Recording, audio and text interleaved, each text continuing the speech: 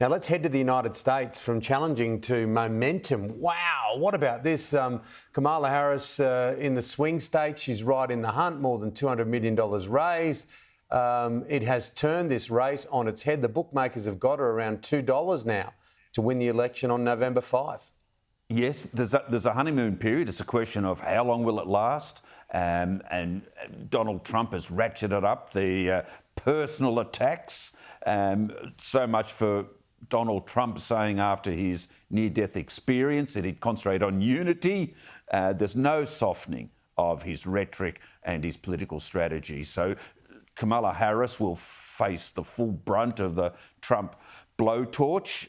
Can she stand up to it like so many others have wilted? But at the moment, people are relieved that they have a normal person, if you like, going up against Donald Trump. But she has many flaws, many vulnerabilities. We'll see how long this sugar hit lasts.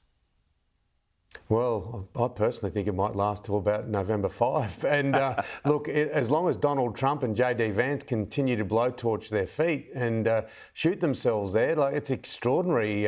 They really do need to think about the way that they approach this whole situation, because they've got a different opponent now. They're playing a different team. Yes, you would think they would pivot more to the centre and traditional politics, strong criticisms, unrelenting scrutiny on your opponent. But no, they are going flat out on the personal vilification.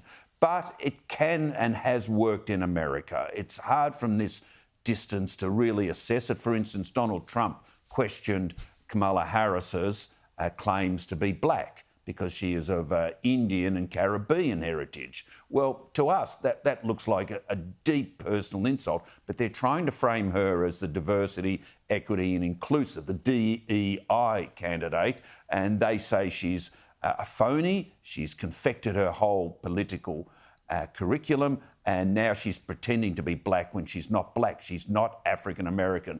That might work in America. To us here, it's jaw-dropping that you would go into racial identity and politics of this kind. But in America, this issue of racial identity is a very big thing. So what looks to us to be political madness can work in America.